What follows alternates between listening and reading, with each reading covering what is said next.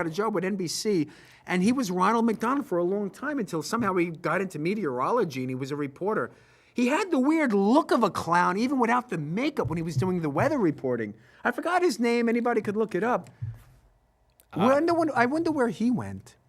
You know? He's probably dead by now. Nah, he's not dead. Unless he ate the McDonald's food all these years afterwards. Now, see, you just slammed McDonald's. No, but not the workers at McDonald's. Just the food. Yeah. I wanted to mention one thing. My wife was telling me the other day that the television commercials today are very driven by media, music, images. And the music today in television commercials is all urban kind of rap, kind of, I would say, unpleasant music to listen to in almost any commercial. And if you look at your typical standard automobile commercial, they have all these commercials on now with, for example, Lexus or with Ford, or there's a lot of commercials on with like SUVs. I don't know what's going on Madison Avenue, you guys over there at the advertising agencies. And, I really should be in charge of an advertising agency. You would see some real interesting stuff out there because every single automobile car commercial has the same theme. Car from the front, car going by on the side, the guy changing the channel, the lovely woman on the right of him looking at him in an admiring fashion because he's driving a really nice car. The music, maybe he's going up a cliff or through a snowdrift. And then they have like $3.99 a month with 4 months down leasing program with like $500, rebate. And for approved lessees. Now, see, that's one thing that confuses me. This has only popped up I've noticed in TV commercials for, car ads in the last 5 or 6 years. Explain to me, what is a lessee? A lessee is somebody is a little lower on the totem pole. So in other words, you got to be. In other words, you about broke. You broke, so you lessee. Lessee. No, but the point I wanted to make in 2 seconds or less. I ain't saying she a gold digger, but she don't want no broke. No broke. Trigger. What I wanted to say is that all these car commercials are the same. They're generic. There's no creativity. When I see a car commercial now, it makes me sick. First, the cars are ugly. They're round. They got big grills. There's nothing really that interesting or different about cars today. But secondly, the commercials are all cookie-cutter generic. I mean, why even bother if you're like, Volkswagen or Mercedes-Benz or Bavarian Motor Works, BMW, going to like Madison Avenue, spending all these millions of dollars for a crappy commercial because it doesn't really matter. Well, so what I did is, and I want to mention this, and this is what my point was, Dustin Hoffman, 1968, the Volkswagen Carmen Ghia. You know what this commercial was? Do they still make those? That car went out in the 70s. I hadn't heard that name in years. The Volkswagen Carmen Ghia. Basically, it was a Volkswagen car. Actually, I'm lying to you. It was the Volkswagen Roundabout. That's what it was. But it was like a Carmen Ghia. It looked like one. It's when they were trying to get away from Volkswagen being. Remember the Beetle. For the longest time, all Volkswagens were the Beetle. That was the only car they made. Yeah. Volkswagen, the people's wagon. That's what it was. VW, Volkswagen, people wagon. That's what Hitler he sold this idea to the German people. They never once saw a Volkswagen during World War II because he took the money and spent it on tanks. In any event, with the engine in the back and the trunk was in the front. That's what it was. I just wanted to mention before I put the people in the studio booth back there, I see them kneeling over and like they're falling asleep. They're and dying. I blame you for this. But let me tell you this on the screen out there to the world that Dustin Hoffman did a commercial on the Volkswagen Roundabout, 1968. No music. The car didn't even move. It was standing there. He was in the car. He moved his leg over the seat. He talked about leg room. Then he said, with a modern electric clock. It had electric clock in the car, in the Volkswagen Roundabout. And then to make matters worse, he gets out of the car. He goes, and in the front, where you would expect an engine, you have a trunk. And then in the back, where you would expect a trunk, you have a engine, the motor. Another trunk. There's 2 trunks in this car, in the front and in the back. Basically, it was a Boxster engine. It was a very narrow, low-profile engine, which was below the rear trunk. But it had 2 trunks, and it was such a funny commercial. The car didn't move. There was no loud music, hip-hop music. Boom, baka, baka, boom, baka, baka. I'm driving the car through the snowdrift. I mean, these commercials stink. And this old commercial, which must have cost maybe, in today's dollars, $20,000 at the most, maybe half of it went to Dustin Hoffman. Chump change back Trunk then. change. You had a trunk in the front, trunk in the back. It was funny. It showed the interior of the car, which had an electric clock, people. And it probably cost $20,000 You bucks people in Wall Street- because Dustin Hoffman was in it. You people in Wall Street. He didn't work cheap. You people in Wall Street, your product is stealing money. You people over there on Madison Avenue, your product is making good, entertaining things. Stop with the hip-hop, urbanized music. Can't we have some creative, more beautiful music? And does the car always have to be driving and people staring at it going by and like this? Come on, cars stink anyway. They're throwaway cars. That's why they're leased. I got a Okay. car, I don't want to say how old it is, but you know what? These cars that I got were built to last, not like today's junk. Now, I got to say, now there is one car commercial that does kind of stand out to me. It's actually a series of them that they've been doing for the last couple of years. Are you going to contradict me? No, I'm not. No, I'm just saying that there's one that personally to me stands out, and that's the Toyota commercials. And the reason why they stand out is because in most of them they got this cute little brunette. I think her name's supposed to be Jan. I don't know if that's her real name, but she a baby doll. Yeah, but that's not about the car. It's about the woman. So they're using sex, once again, to sell. Was Dustin Hoffman sexy? Well, women thought he was. So Especially in The Graduate. So what's the difference? Hey, do you remember that movie, The Graduate? Yeah, Mrs. Robinson. Yep, yeah. A lot of people don't realize it. With the poster, with Anne Bancroft's leg going like this. And he's like the graduate. To you, those of you out there who don't know about the movie, what year was it? It was like 1967, 68. Boy, this guy's too damn good. And she was like well the definition of what now. Don't say that word. Don't say it. Will you just please calm your jet? Don't get your drawers in an uproar, okay? She was the definition of what now would be called a cougar. Okay, that word I can deal with. I thought you were going to say some other word. What other word did you think I was going to say? Cougar. That's what I thought. Let me tell you something about Anne Bancroft. She's married to that comedian who wrote Life Stinks. Mel Brooks. Mel Brooks. If you look at Mel Brooks and you look at Annie Bancroft, how the heck did he get that? Because she was kind of hot looking then, even as an older hag, a woman now, she's still good looking. Let me tell you people out there something. He must have some ducats in his pockets, even though he wrote some pretty good movies. That usually helps. He did. But in the movie 1968, The Graduate, with Dustin Hoffman, Annie Bancroft, and that really sophisticated guy who starred in St. Elsewhere, he was the doctor. Anyone could look his name up. He was like the quintessential 1970s like TV doctor. You know, not from MASH or like Alan Alda. I mean, he was the voice of Hal in 2001: A Space Odyssey. Open the pod bay doors, Hal. I'm sorry, I Dave. can't do that, Dave. I'm afraid I can't do that because you're trying to disconnect me. What? No, I'm not trying to disconnect you. Yes, Dave, I read your lips when you were in the pod. Though you took thorough precautions, I could read everything you were saying, and you're plotting to disconnect me, Dave. Okay. Come on, I'm going there. So, in The Graduate, 1968 with Annie Bancroft, it's a graduate. Actually, it was Anne Bancroft. I don't know why you're pronouncing it Annie, just because it was spelled A-N-N-E. The sun will come out tomorrow. Maybe that's it. What I wanted to say is that movie was interesting. I watched it in college. She was the Mrs. Robinson that Simon and Garfunkel were singing about. Remember that song was from that movie? No, I don't remember that song. That song? Oh, my God. You don't remember? And here's to you, Mrs. Robinson. Now, I'm black and I know this. Wait a minute. What's the lyrics again? Here's to you, Mrs. Robinson. And what's the rest? I'm not going to sing the whole Jesus song. Jesus loves you more than you will know. Okay, yeah, that was it. Yeah. So all you liberals out there, you hate Jesus, but you know what? It's in the song, and that's what Simon and Garfunkel wrote about. But let me tell you something, Mr. Murdoch. Jesus loves you, he hates me. But let me tell you something.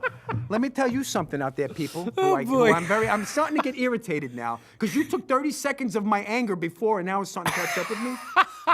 And this is the reason why. This is the reason why I took your 30 seconds, because people said you talk too much. I wanted to mention one last thing, and then I'm going to shut up. The name of the song was not Mrs. Robinson. In the beginning, when it was written by Simon and Garfunkel, the actual original title of the song was Hello, Mrs. Roosevelt. Simon and Garfunkel wrote it about Eleanor Roosevelt. Yes, she did. They did. They wrote about Eleanor Roosevelt, but they were He's off his meds again. No. It's. I studied this. You need a drink. We will. There will be beer. Remember that movie? There will be blood. There will be beer. Just as soon as this show's over. It was the original title of "Hello, Mrs. Robinson" by Simon and Garfunkel on their album. Simon Old Garfunkel. on their album Sounds of Silence was Hello, Mrs. Roosevelt. But because they were approached by the producer of the movie The Graduate, they needed to get some music out there very quick. So they basically pulled this off the shelf before they could release it and changed the title from Mrs. Roosevelt to Mrs. Robinson. So they didn't have to write that song anyway. So they had the main character, the lovely, sexy, very sweet.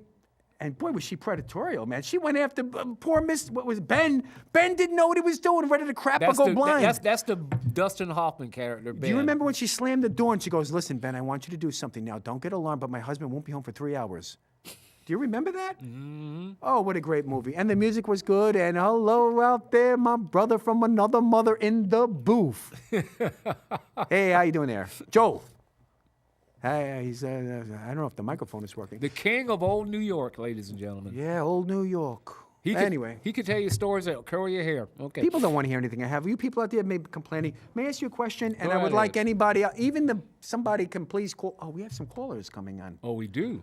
Well, we do, but I forgot to send out the word. What I wanted to ask Mr. Murdoch and to my vast listening audience out there, please send an email or a tweet, Mandrake Radio, at Mandrake Radio Twitter, or westerntradition@hotmail.com. Am I talking too much? But do you like what I have to say? Because I can't stand what I've been reading in the news about me lately. Yeah. Just make sure you don't tell him he talks too much because he has an existential breakdown. Does anybody... Which doesn't take much to send him there. Okay. Do you know what I'm thinking about? What? Oh, my God. Morning has broken like the first morning. Can't you put on some REO Speedwagon or something? The blackbird has spoken like the blackbird. See what I'm saying? Dude, it's like early in the afternoon. You're playing like early morning music. This guy is Cat Stevens. I mean, he wrote this beautiful song as a remake. You know, Morning is Broken. It's not a remake. It's like taken from the Bible. It sure is. You know something about Cat Stevens? He was a great I know where this is going. Yeah, great songwriter. But what is Cat Stevens' new name now? Well, actually, it's not a new name. He's actually been this for several years now. 1977, right? Yeah. When he became Yusuf Islam, when he converted to Islam. But if you listen to this song, Morning is Broken, it's a song about spirituality, about in the garden that Eden saw play. He was always searching for meaning in his life and for the great creator or something to give him purpose, and that would be God. He was always very spiritual. Very spiritual man, and he did find Islam, and it did satisfy his inner quest for truth and everything that he felt would be important. But if you listen to his music, like Oh Very Young, or the other song that somebody was talking about. Father and Son, that was a good song. Father and Son. I mean, he was full of beautiful ideas and melodies and everything else. There was a song that he did called "The Hurt," and I like it. It was actually one of his more underrated songs. And he was trying to, in the song, he was trying to counsel somebody that was going through some problems and all that stuff. And the most memorable line that in that song that always stood out to me was, "I'd like to help you, brother, but that would be wrong." just something about it. And that's the way I feel about you sometimes. I'd like to help you, brother, but that would be wrong. Well, at my age, you know, I know. I just threw him under the bus again. You know what? I know where I'm heading in life. All right, well, okay. You know, and this is another dig at me, you, them, everybody out there hates my guts. But you know what? Nobody knows the trouble he's seen. Hey, what was that song you were singing in the limousine on the way here? What song? Dark depression, gloom, and misery. Oh, yeah. This is his new theme song, ladies and gentlemen. I just turned him on to this just a little while ago. Now, I know we're going way back here. Back. And I know we're up here up north, so a lot of people up here may not have watched this show or may even remember it. But there was a show that used to come on in the late 60s and ran through the 70s called Hee Haw. Now, it was, for those who remember Rowan and Martin's Laugh-In, it was on at about the same time that Laugh-In was. Actually, it lasted longer than Laugh-In because Laugh-In only lasted 2 years. I loved Goldie Hawn. Hee Haw was on for like about, well, it was in the original network run, it was on for about 4 years, and then it went to syndication. It was one of the first non-rerun syndicated shows, and it was on for like another 10, 15 years. When did it start, and approximately when did it end? 68 was when it started, and I think it went on to about 1980, I think it was. Oh my God, Hee Haw. And where was it coming out of, Nashville? Well, I think that's where it was, and it was like a like I said, basically a country version of Laugh-In, but they had a different musical guest every week. That was usually somebody big, and anybody who was everybody in country music appeared on that show. But it was basically a comedy variety show, and they had little regular segments that were on there. And my favorite one, the one that I used to actually look forward to every week, they'd have these 4 or 5 guys all sitting around. And they were drinking. Each one of them had a big jug of moonshine in his hand. They weren't playing, man, with the X's on it and everything. And the extra bottle, and the empty bottles that they had gone through were all in front of them. And they'd all be singing this song. And I decided this is his new theme song. Me. Gloom, despair, and agony on me. Whoa, deep, dark depression, excessive misery. Oh, if it weren't for bad luck, I'd have no luck at all. Gloom, despair, and agony on me. The way he talks about his life, that's his theme song. It should be my theme song. I never heard the theme song until you just told me the theme song. And then usually what they would do is, okay, when they sang that song, and then they'd go into a little short bit, usually, comedy bit. It'd be a different topic every week. Like, okay, like what was the one I showed you today? When I'm out into town, I got run over by the welcome wagon. No. It was the one about being married. Well, I don't want to go there. Where he was like, okay, yeah. When I got home, my wife was ready to pack, and I gave her an allowance, and she spent it all up before I had a chance to borrow it back. and then they go sing another verse of the song, and then that'll be it. Mr. Murdoch, to the audience out there, we're gonna have the Mandrake sing along. Ready? Doom, despair, agony for me. No, hold on. I know the words, so you do it. All right, I'm going to do the bouncy ball. Ready? No, you do the old part. We all Okay, I got it. Ready? Okay, all right. Now, this is sing along, audience. Sing along. This was Obama's America, but not anymore. But we're going to just go take it back right now. Ready? Okay, all right. Gloom, despair, and agony on me. Deep, dark depression, excessive misery. If it weren't for bad luck, I'd have no luck at all. Gloom, despair, and agony on me. And now one thing that's missing from our reenactment, they would have this old hound dog that was always in front of them. Yeah, and with the big ears and everything. But tell something. And they start saying, he'd be like, I'm out of here.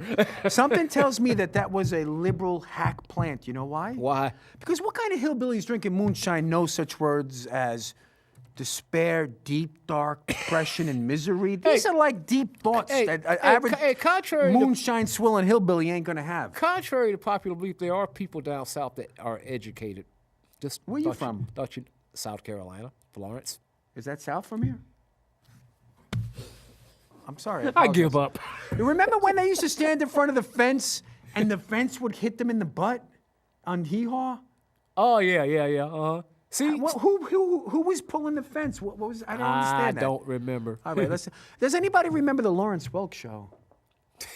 No, I used to. When I see Lawrence Welk reruns now, I really enjoy them because it was clean, decent, wholesome. The people were elegantly dressed. It was a real attention to sort of like the wonderful. Don't make fun of Lawrence Welk. But it was hard not to. Well, he had a whole band. He was very popular. He kind of reminds me a little bit of Walt Disney with like a conducting mic, a conducting wand or something. Anyway. Well, every time you know who ruined Lawrence Welk for me? God rest his soul, Robin Williams. I'll never forget the comedy bit he did on one of his albums. He's kind of poking fun at God rest his soul. But what did he do? I didn't see it. It's kind of like he's kind of poking fun at Lawrence Welk, and he's like. And that's a wailing and a willy when I cannot get no satisfaction. And now let's have a round of applause for the brothers in the band. Each and every one of them is a bad mother in his own right.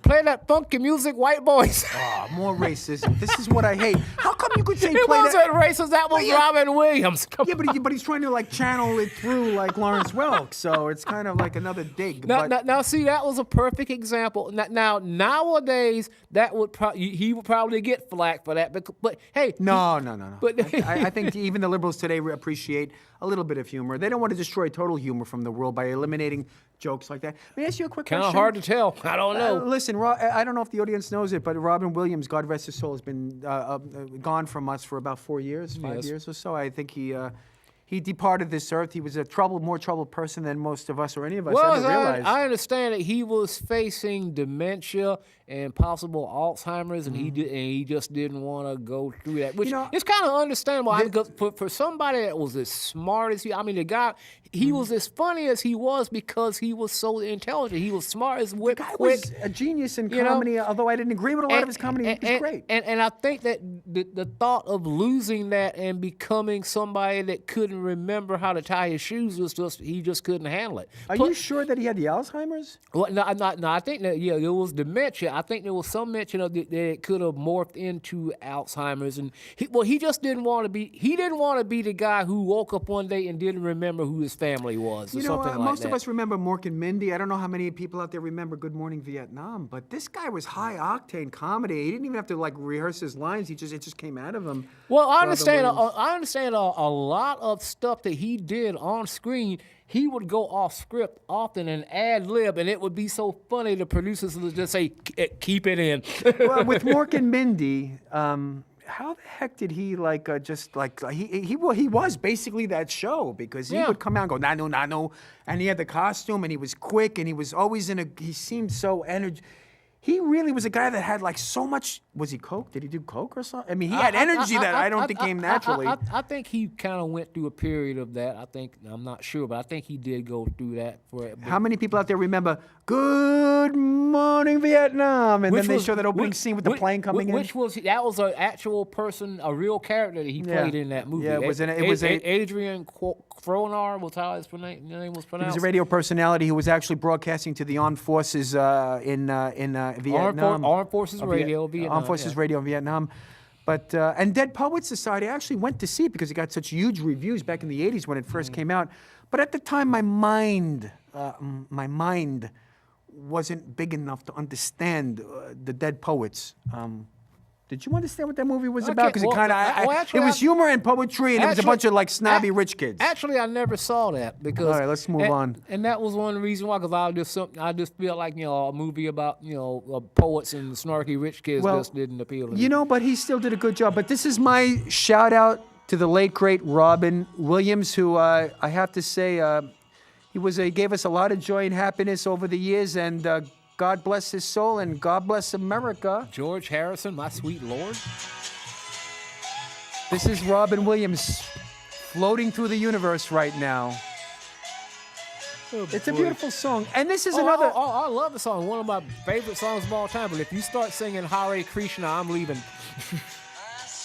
My sweet Lord. Let's do it, brother. My Lord. I've done all the singing I'm going to do for today. My Lord. That song actually surprised a lot of people when George came up with that, because he showed a religious side. I know. Spiritual side. Yeah. And it's like, okay, well, everybody knew that George was kind of spiritual because he was the one that kind of led the Beatles into that whole Maharishi thing, Hare Krishna. But here he says, my sweet Lord, I really want to see you, but it takes so long. This is a spiritual longing that so many of us have for the Creator to come and help us from our times of difficulties into a more peaceful, passive time of, I guess, reward at the life's end journey. But he's saying, I really want to know you and I really want to go with you. God rest George Harrison. He was, in my opinion, one of the great Beatles. And to me, this was one of the songs that blew a whole big gaping hole in that whole idea about rock and roll being the devil's music. Yeah. Devil's music, huh? Take that. But this don't even sound like rock and roll. It's more like just a great pop hit. It's not really rock. It's more like pop. Well, it's kind of like in that folk rock vein, kind of, sort of. You think I would look good with a mustache, people? Send an email to westerntradition@hotmail.com, Lionel Mandrake. I'm thinking about getting a mustache like George Harrison. You would look like Rock Hudson when he played McMillan and Wife. Remember that? Rock Hudson. Remember that show, McMillan and Wife?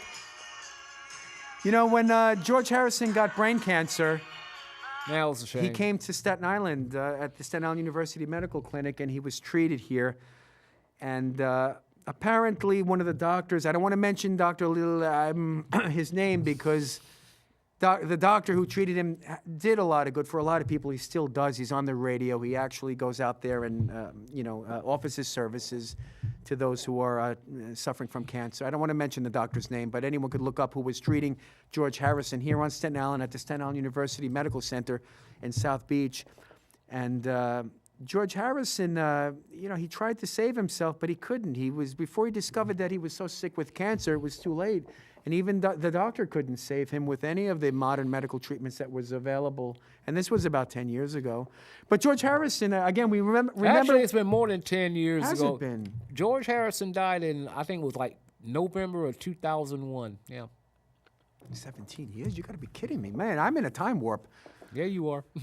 Anyway, people, we usually talk about politics and philosophy and science and religion. We try to cover today, a wide range. Yeah. I just got bashed, and this guy revealed himself to be exactly what he is, which is a closet It was liberal. an act! Come on! It was not an act. And now he can sing, and he hid that from the show for all these years. But George Harrison Can you say paranoid? You got to be crazy not to be paranoid. I said this 101 times. Nobody Don't believes play Cat me. Stevens again, please. I'm not going to Cat Stevens. I'm just trying to say, Put some people. Bon Jovi on or something. Jeez. What is that Bon Jovi video where they're floating over the stages like on wires and stuff? You know that song? I have no idea. What kind of gentleman from South Carolina likes Bon Jovi anyway? Bon Jovi was quite popular in South Carolina. What is the meaning of their name, Bon Jovi? Bon Jovi, actually, that's a play on the spelling because what it is, okay, his real name actually is John Bon Jovi, but it's spelled different. It's like the real. He's Italian. He's Italian. The real spelling is Bongiovanni. Bon Giovanni. Yeah. Bo Giovanni. But you see, that was too ethnic because Italians can't have our pride either. Yeah. So he has to change it to French. And look at the French elections, you people out there from France. Well, it wasn't just him, okay, because, like, all right, John Mellencamp, remember, he started out being John Cougar. Who? Mellencamp. I hate that guy. Because his management told him that Mellencamp sounded too, Well, too that's not ethnic, exactly the kind of name whatever. that rolls off the tongue. My name is John Mellencamp. Biatch is out there. And so he went along with it, and then after he got a certain amount of cachet in the music industry, he said, screw this. I'm going back to my family name. I'm John Mellencamp, bitch. You better watch your language, biatch. Right. But let me tell you something. It's been interesting talking to our audience out there. We love our audience. We love you out there. We love you. Oh, don't go into brother love again, please. I love you. Now, this song will make you want to just start flipping out and maybe smashing a guitar over Murdoch's head. Why over my head? Because you're the only one near right now. Anybody got a God, guitar? Gee, thanks a lot. He goes from brother love to the honky tonk man in 0.5 seconds.